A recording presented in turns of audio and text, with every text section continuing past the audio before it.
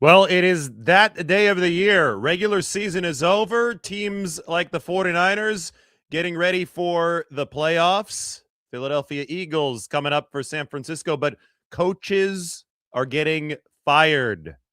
Pete Carroll has been fired by the Raiders, and the Cardinals in the NFC West have just fired their head coach, Jonathan Gannon. So there are a number of head coach openings around the league, and one has to ask, will Robert Saleh be considered for any of those? That is the 49ers defensive coordinator who's now been back for one season. The 49ers would love to keep him around for at least a second, but his name is probably going to be brought up in some of these openings. As of right now, Saleh has no reported interview requests, but that might change over the course of this show. So stay tuned as we discuss some of the NFL head coaching openings. The Browns, Cardinals, Falcons, Giants, Raiders, and Tennessee Titans are all looking for new head coaches over the course of the next several days, maybe a couple of weeks. We'll see who they hire.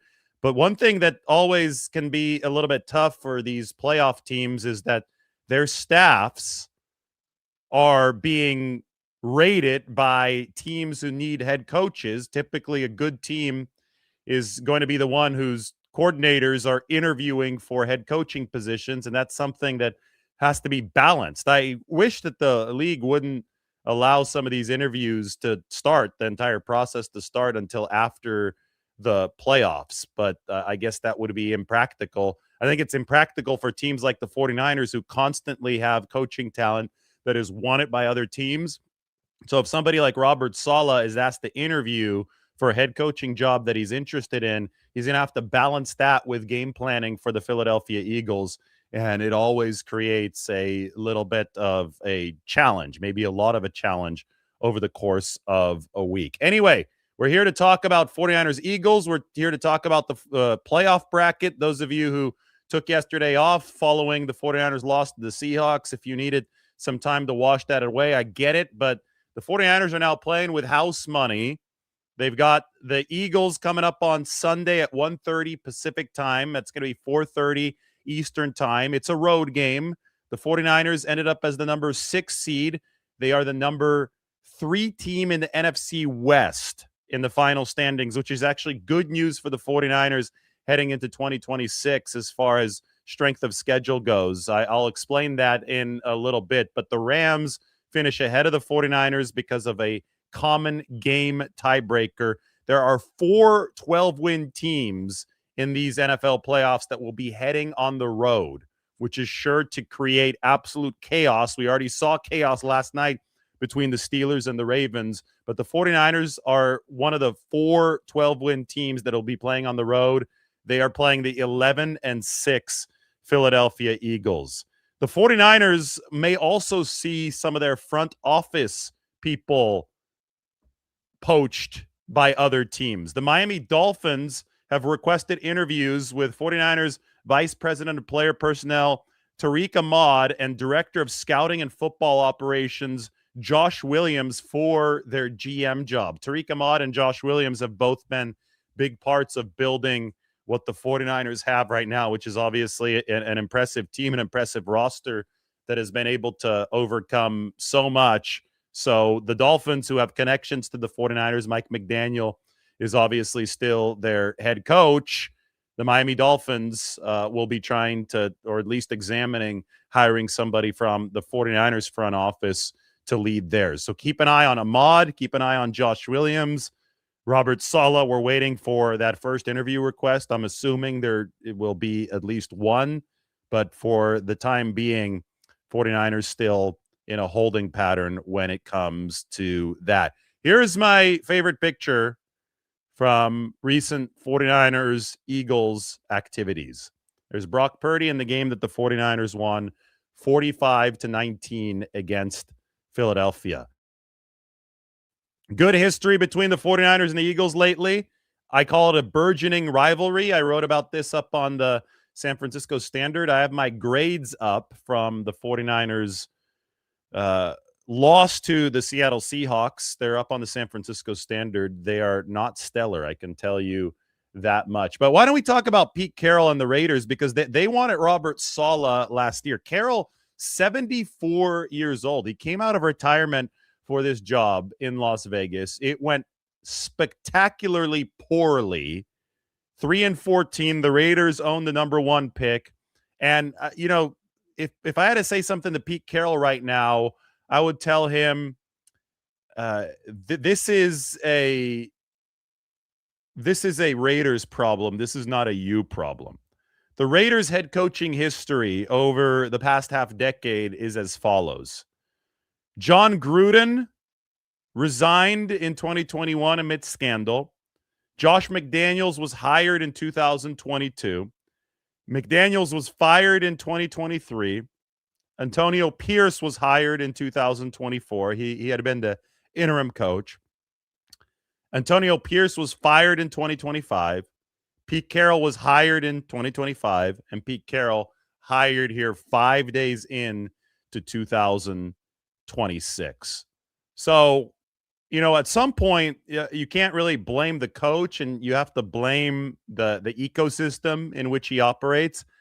And I'll say this. I was in that Raiders building this year because the 49ers had joint practices with them. And I'd been in the Raiders building before. I had been in the Raiders building back when they were in Alameda, when they were here in the Bay Area. And I had obviously had the experience of being in the 49ers building too. So some days I'd be in both buildings. I'd do 49ers practice and I'd go cover a Raiders practice back in 2018. And the one thing that I noticed back in 2018 was that whenever you set foot in the Raiders facility, there was just this sense of disorganization, just this sense of, anything goes, whatever. There just didn't seem to be this cohesive pull toward winning in the Raiders organization. You felt it in the 49ers building, even when they weren't a good team in 2017 and 2018. You did not feel it when you walked into the Raiders building. And one could argue that in 2017, they were still a better team than the 49ers, but you just did not. You felt this real sense of messiness when you went into the Raiders building. So anyway, that was back before all the hirings and firings that I just talked about. Fast forward to this year. I went down to Vegas for the joint practice in the preseason game.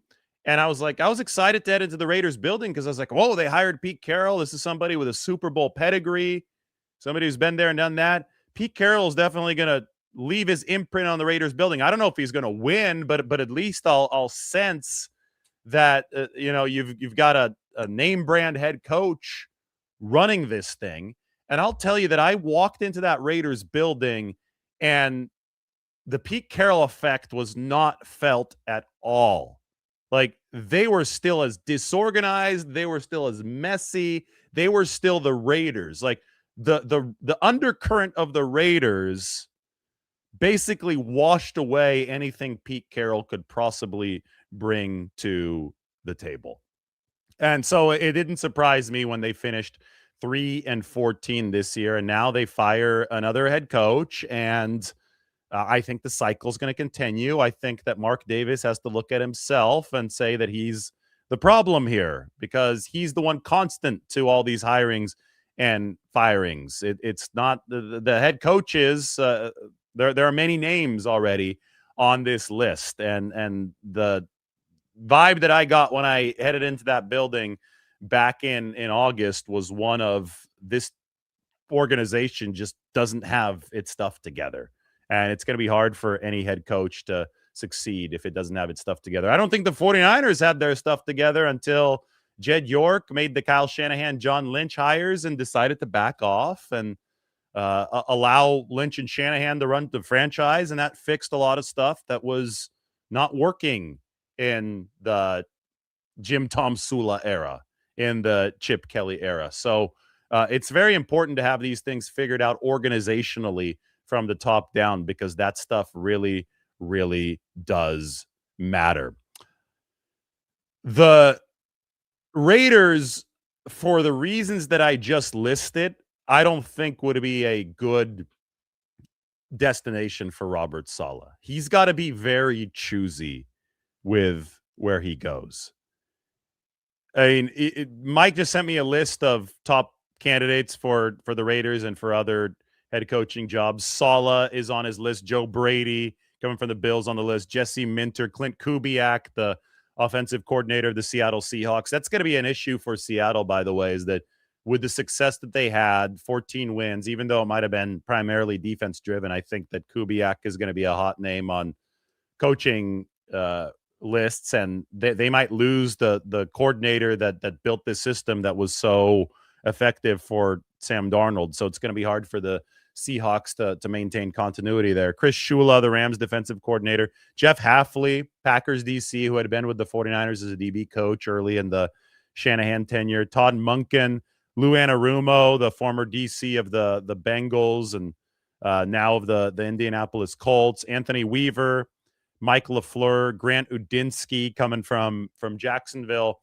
Those are all guys who have established names in this league who will probably be candidates at least for some of these openings. But I could only speak for Saleh because I don't know the exact situations in a lot of the other buildings. But maybe I could speak for all these guys, knowing that the Raiders are such a mess. I think that any rising coach should be very careful about which job he takes, because even if it is a promotion to head coach, even if you could say I'm one of 32 head coaches in the league, your career can top out if you head to the wrong organization. And Saleh wasn't all too picky his first time, and he took that New York Jets job, and I think the New York Jets are one of the dead-end jobs in this league. I think there's a real level of dysfunction at the top of the Jets that did Robert Saleh in.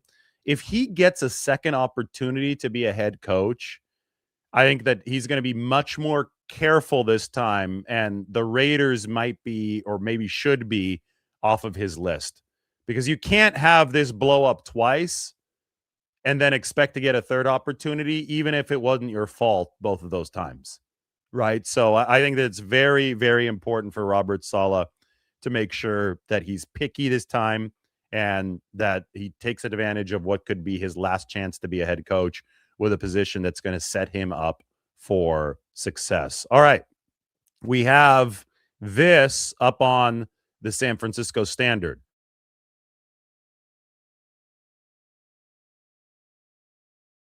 These are grades from the game on Saturday up on the Standard. A lot of them are not particularly appetizing, as you would expect. I don't think it was Brock Purdy's fault. I think it obviously wasn't Brock Purdy's fault.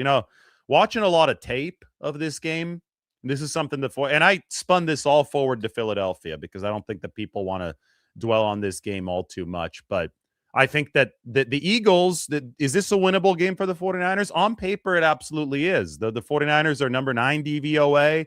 The Eagles are number 11.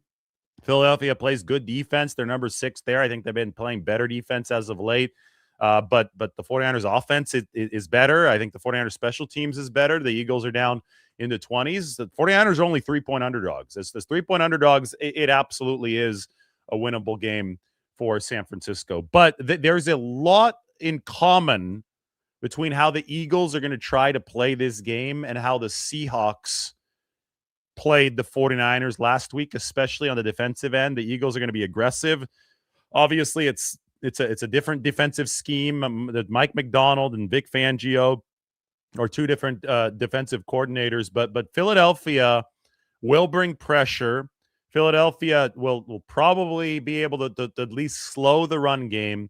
The Eagles, if the 49ers don't have Trent Williams and Ricky Pearsall, the Eagles will be able to expose the 49ers offense in a way that Seattle did. I mean, watching some of the tape, the Seahawks were playing two-shell defense, stopping the run. They never went to base. They had an extra defensive back, at least one in the whole game. 49ers couldn't run, and the 49ers also couldn't protect.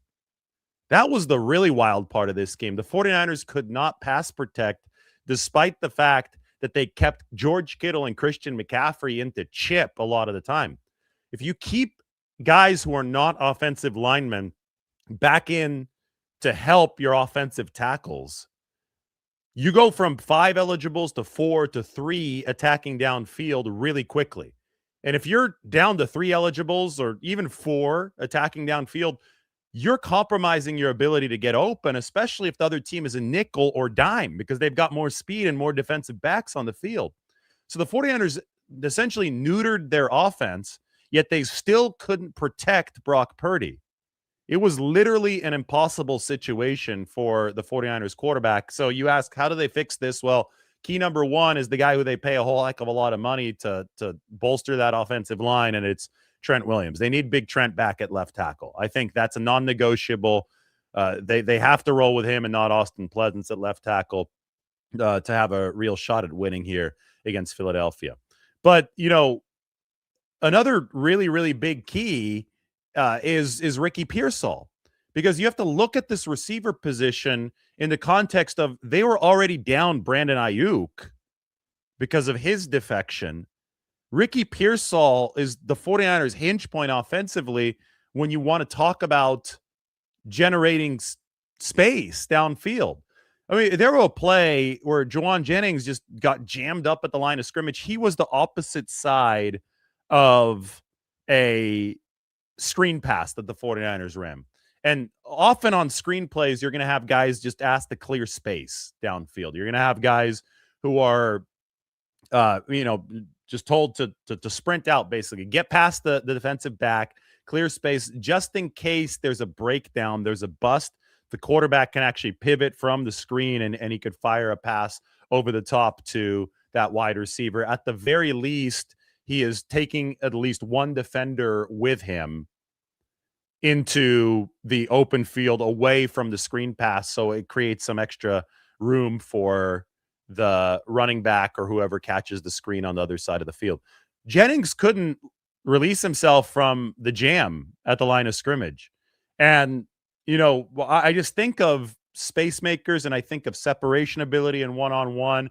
And I look at a play like that and I say, well, if I'm noticing even that, if the 49ers can't create separation on essentially a decoy route on the opposite side of where they're going with the screen pass, yeah, they're really missing Brandon Ayuk and they're really missing Ricky Pearsall. And then you look to see who's paid the most outside of the quarterback position on the offensive side of the ball. The left tackle and wide receivers. Wide receivers make more than tackle. So in a reverse order.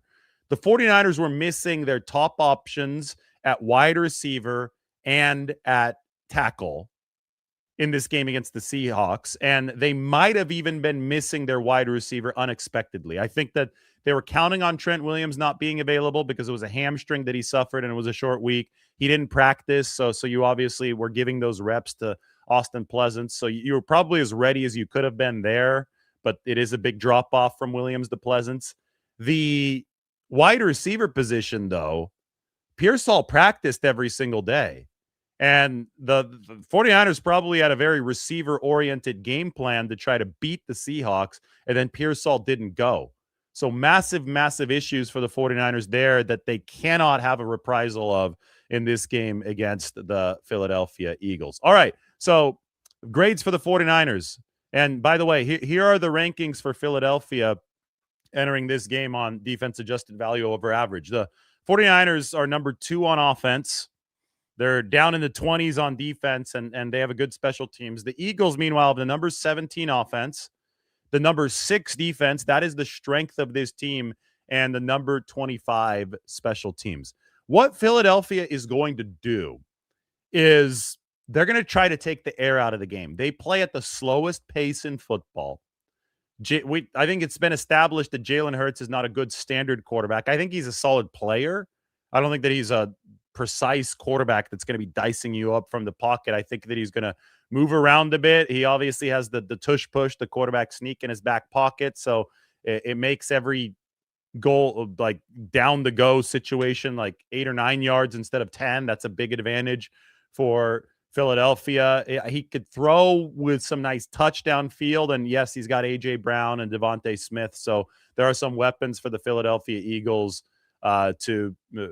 especially if the pass protection holds up for Jalen Hurts. And the offensive line has been good over the past several years for Philadelphia, though it has taken a little bit of a step back this year. But this is a defense-driven team that will try to lower the possession count. And that's exactly what Seattle was able to do to the 49ers on Saturday. You say high-powered 49ers offense, they just needed reps.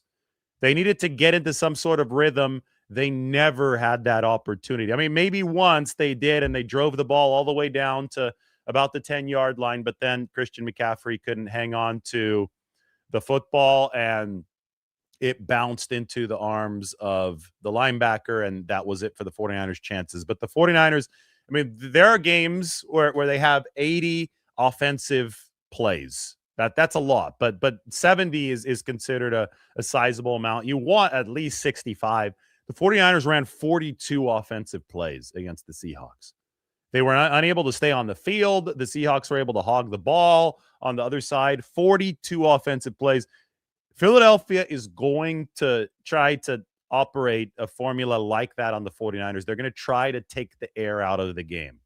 They try to shorten it by holding onto the ball forever, using all of the play clock. It's very, very deliberate for Philly's offense. And then their defense can just tee off. Vic Fangio can fire his best bullets at a high rate of the time, because if the opposing offense doesn't have a whole lot of plays, then it's going to have a tough time exposing his defense. It's going to be up to the 49ers to turn that on its head.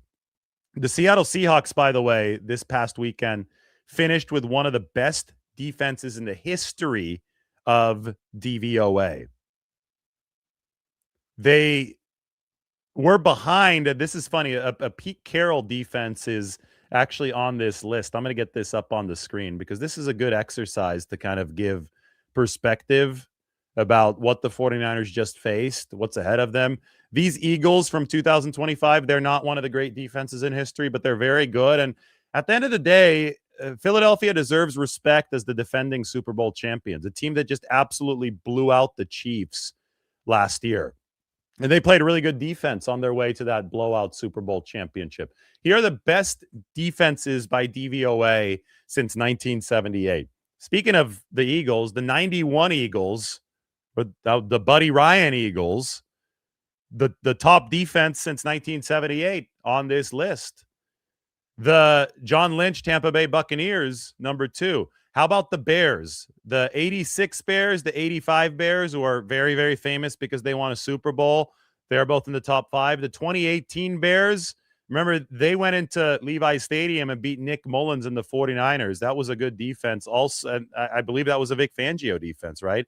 Back in 2018 for the Bears. So Vic Fangio is going to be the coordinator of the Philadelphia Eagles against San Francisco this week. Look at the 95 49ers. Guess who's the coordinator there? It's the guy who we're talking about in this show. He's on the thumbnail. Pete Carroll was the coordinator of the 95 49ers defense that, unfortunately for San Francisco, was unable to push that team through to a Super Bowl because they didn't have a run game on the offensive side of the ball. So they lost to the Packers 27-17. The Dome Patrol, 91 New Orleans defense, and then the 2025 Seahawks putting up a very, very good DVOA for their 14-3 record. Anyway, the 49ers managed only 3 points, down, I would say down 3 key players against Seattle on offense. Brandon Ayuk, Ricky Pearsall, Trent Williams. Obviously not getting Ayuk back. Do you get Williams and Pearsall back? I think that's going to be a massive, massive thing for San Francisco. Back to the 49ers defense, though. If Robert Saleh leaves, who would the 49ers hire to be the defensive coordinator? They already have Gus Bradley on staff. It could be Bradley if they want to stick with the same tree of defense. Bradley was the original architect of the Legion of Boom in Seattle. And I know that the defensive scheme has changed big time for the 49ers. It's evolved over the years, but they do have Bradley in the building. They love Bradley in the building. Saleh, I mean, that's his former boss, and now Saleh is technically his boss, but I think Bradley is just the wise guy that they have in the building, a guy with a lot of experience that everybody loves. Bradley could also be hired elsewhere, though. So he's the assistant head coach, and he's assigned to the defense for the 49ers. San Francisco also has Clay Kubiak, who's done a good job as offensive coordinator. Just like Mike McDaniel, he's been in that OC role for a year, and it only took Mike a year in the formal offensive coordinator role, handling press conferences, to be hired as the head coach of the Miami Dolphins. And Brian Fleury could be hired as an offensive coordinator somewhere. He's a rising coaching star. He's in charge of the run game, and he's been in charge of the 49ers tight ends over the years. And I think that he might be a candidate to get some interviews around the league. So we'll see what happens with the 49ers coaches, starting with Saleh, who might be candidates elsewhere, because it was an impressive year of coaching for the 49ers. If Saleh does leave and Gus Bradley is not the guy for the 49ers DC position, Jim Schwartz and Jeff Ulbrich are both available. And Raheem Morris just got fired by the Atlanta Falcons. And Morris is somebody who's more tight connections with Sean McVay. But I would say by association and connection with Kyle Shanahan, because, everything traces back to that Washington staff, back with Mike Shanahan as the head coach around the start of the last decade. Now, the 49ers defense, this is a hot button issue because they obviously haven't been good. And, here's a look at the team tiers this year. This should give you an idea of what the 49ers are dealing with, what the entire playoff field looks like this year. If you're above the horizontal dividing line, you've got an above average defense. If you're below it, well, you've got a below average defense. The 49ers have obviously been a good offense this year, but the defense has not been good. It's tough to ask a team with a defense that is below average to run through the gauntlet of the postseason and win a Super Bowl. It's happened before. Drew Brees in 2009 is a really, really good example. The New Orleans Saints had a bad defense that year, but it doesn't happen often. That's for sure. The Eagles have a worse offense than the 49ers, as you can see right here, but a much better defense. So as we talk about Robert Saleh, as we talk about defensive leadership, what can the 49ers do at this point, especially given the fact that every single one of the linebackers that made their 53-man roster is hurt right now? What can the 49ers do to patch this defense together, keep it afloat against Jalen Hurts, Saquon Barkley, A.J. Brown, Devontae Smith, Dallas Goedert, the good Philadelphia offensive line? What do the 49ers have in their back pocket? A lot of the consternation right now is at the linebacker position. And here's the illustration. That I shade players who are hurt in pink. 49ers, this doesn't even include Fred Warner because he's on injured reserve, but Bethune, Winters, and Gifford are all hurt. And Kyle Shanahan said that Bethune and Winters might be compromised for this week. My argument here, and I wrote this up in the grades article on the San Francisco Standard, is that yes, the 49ers lost Bethune and Winters, but they did not lose stellar linebacker play this last game. I think that they're already close to bottoming out. Those two guys, in the time that they were available against Seattle, combined for 7 missed tackles. The team missed 18 tackles over its game against the Seahawks. That was a season high. Bethune gave up 68 yards in coverage. I mean, the drop-off from Fred Warner to whoever was next after him, that was Tatum Bethune, was large. I'm not so sure that the drop-off from Tatum Bethune to Eric Kendricks is quite as big. In fact, when the 49ers signed Kendricks to the practice squad, and now they're going to have to bump him up to the 53-man roster because they've used all 3 of his elevations. But when they signed Eric Kendricks to the practice squad, I think the hope was that maybe he would be able to elevate at least one of the 49ers' 3 linebacker positions. He began the game against the Seahawks taking over for Luke Gifford at the Sam linebacker position. But then injuries started happening, and Kendricks had to move into the Mike linebacker role. That is the role held by Tatum Bethune. And Garrett Wallow, who the 49ers added about a month ago over the course of their bye week for special teams, he started playing the weak side linebacker position. So they ended that game with Kendricks and Wallow as their linebackers. Curtis Robinson was inactive, but he'll almost certainly be active for the 49ers against the Eagles. We'll see the health of Bethune and Winters coming out of this game against Seattle. I just don't think that the 49ers entered the game against the Seahawks with a good linebacking crew. And they obviously didn't leave it with a good linebacking crew, but I just asked the question, how much worse can it get given all those missed tackles? They're also weak at safety right now. So the big question is, how well can they rally? How well can they tackle? They're obviously going to give up yards. You have to find a way to put a lid on some of the pretty deep passes that Jalen Hurts can throw downfield to A.J. Brown and Devontae Smith. I think you're fine at corner. I know that Renardo draws too many penalty flags, but Diomede Lenore is really good. Upton Stout is a good player for the 49ers. The safety position and the linebacker position, the middle of the back seven, is the big issue for this 49ers defense.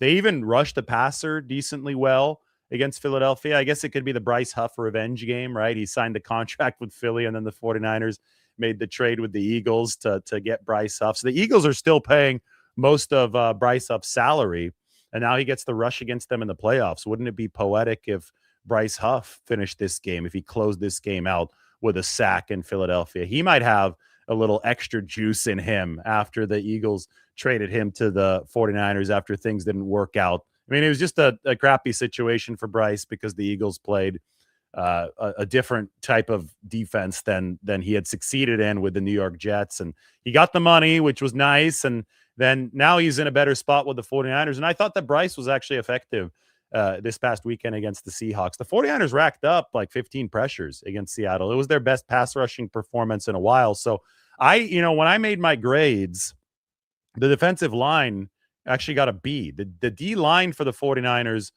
graded higher than any other unit on this team. And I would argue that the defensive line was probably the primary reason why the 49ers gave up only 13 points. Now, obviously, the two missed field goals for Seattle helped them, and there was luck involved there. But if you looked at, what did they do right defensively against the Seahawks? And something had to go right, because holding a team to 13 points in this league isn't easy. They did something right. And I think it was the pass rush. I do think that the defensive line played the run well. I don't think that the back half of this defense played the run well. I don't think that Jair Brown, D. Winters, Tatum Bethune, I don't think those guys were good at fitting the run. I thought that there was low effort for the 49ers on the 3rd and 17. I thought Jair Brown got sucked into Barner, the tight end, on the Zach Charbonnet touchdown run. I thought that Malik Mustafa took a poor angle on the back end. But I do think that the 49ers defensive line acquitted itself well, which is at least the start for this defense to somehow patch it together to a level that can hold up against Saquon Barkley and company. And the Eagles offense, that, let's be 100% honest, they haven't been great this year. They've been number 17 offensively. They're going to be rested. They were able to go and it didn't seem that they wanted to win the game, so they were able to rest some of their top players against Washington yesterday. And then there was just, maybe this could be bulletin board material for the 49ers. I showed this yesterday when the 49ers found out that they were going to play the Eagles, but this was the winning touchdown. 49ers legend Josh Johnson, now with the Washington Commanders, rolled to his left. You could see that there's a Philadelphia defender waiting to corral the 39-year-old quarterback with a tie game late in the fourth quarter. But for whatever reason, that defender decides that he wants to look away from Josh Johnson. And then he decides that he wants to run away from Josh Johnson. And Josh Johnson waltzed into the end zone for the winning touchdown. Now, they said it was a low football IQ play on the broadcast. And maybe that was it. Maybe it was harmless. Maybe it was, just a defender wanting to go and look for somebody to cover, even though he left a wide open lane for the quarterback. But the larger issue at play here is that the Eagles intentionally sat some of their starters, even though the number 2 seed was at reach. And, whether the motivation was to try to play the 49ers or not, because staying at the 3 made it more likely that the Eagles would play the 49ers, regardless of the motivation. That's something that Kyle Shanahan can use as bulletin board material. He can say, hey, guys, look at this. The Eagles had Josh Johnson in front of them. They decided not to play their starters. They decided to run away from the football as Josh Johnson waltzed into the end zone for the game-winning touchdown. And they might have done that so they could play you in the playoffs.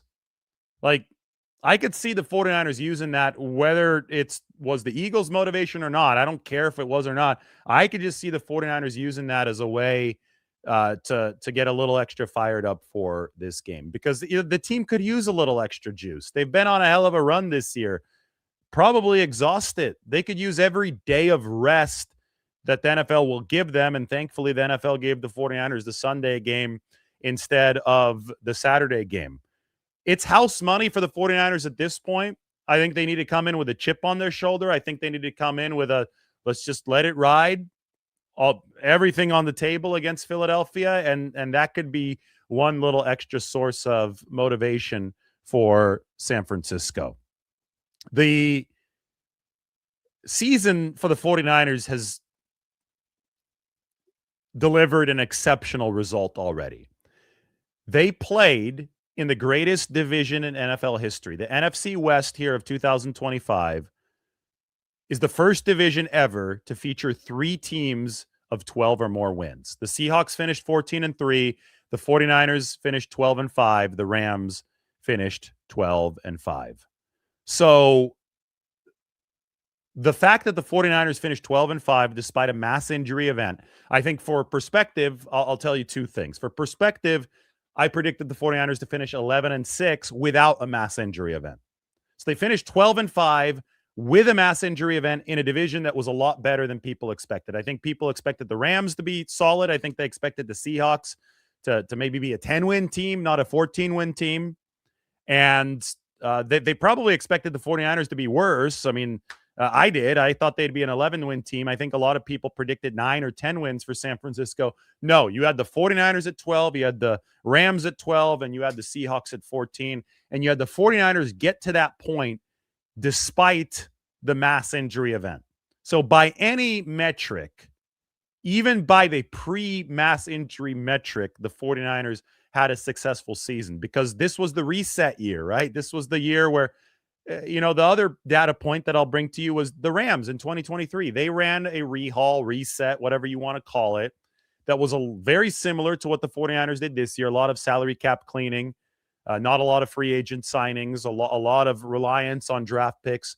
The Rams knew that 2023 probably wouldn't be the year where they had the strongest team, but they wanted to be as competitive as possible because they're setting the table for future seasons. The Rams finished 10-7, and they lost in the wild card round of 2023 after running a reset that the 49ers tried to emulate this year. The 49ers didn't finish 10-7. The 49ers finished 12-5. They found a way to outperform the Rams reset year, which we compared, like side by side, parallel. Now they have a chance to win a playoff game. The Rams were underdogs in 2023 when they faced the Lions in the postseason, and Jared Goff finally got Matthew Stafford that year. Or it was 2022 where no, it was 2023. Yeah, they were underdogs to the Lions in 2023. The Lions obviously lost to the 49ers later that year in 2023. The 49ers now have a chance to beat the Philadelphia Eagles in the postseason, to avenge the 2022 season loss and move on to the divisionals. And, when I open up the bracket, anything can really happen. It is as close to a wide open field as ever before. But even if the 49ers can't get it done this week, it's been an unquestionably successful season. There's no way to argue that, right? There's no way to argue that when you saw the Rams rehaul and you see the 49ers rehaul and you see what's next for San Francisco. And that is spending this offseason. That is another year of drafting this offseason. You could get another Upton Stout, another 2 Upton Stouts at different positions to bolster the team. Yeah, finally, you're going to be in year 2 of the salary cap reset. Brandon Ayuk's money is coming free for the 49ers. They're going to be a more talented team, especially since they can get Nick Bosa and Fred Warner back next year. And hell, if they win this game against Philadelphia, maybe you could talk about Fred Warner coming back this season. Anyway, like it's all on the up and up for the 49ers moving forward. This is a house money opportunity against the Philadelphia Eagles they can play with free, loose energy and confidence on Sunday, and they can also use what appeared to be Philadelphia's desire to want to play them instead of the Green Bay Packers as some motivation. The playoff bracket for you, you can see the 49ers are the 6-3 game. If San Francisco is able to win, they could theoretically go to Seattle for a rematch, or if Green Bay also wins, then it would be Green Bay playing Seattle, and the 49ers would likely head to SoFi unless the Carolina Panthers beat the Rams. Anyway, a lot's on the table. Kyle Shanahan speaks at noon today, so I'll check in with you guys then. Everybody, thanks for watching. The coaching carousel is starting to spin. And Raheem Morris was Kyle's wide receiver coach with the Falcons in 2016. I didn't know that. He got fired yesterday by the Falcons. Pete Carroll fired. Jonathan Gannon fired. I mean, speaking of the great NFC West, yeah, it was 3 awesome teams, 12-plus wins, and the Cardinals, who just fired their coach. The former coordinator of the Eagles, defensive coordinator of the Eagles, Jonathan Gannon, is the one that schemed up this play back in the 2022 season where Brock Purdy got hurt. So everything ends up being tied together. 49ers face the Eagles now on Sunday. Playoff field is set. We'll talk to everybody soon.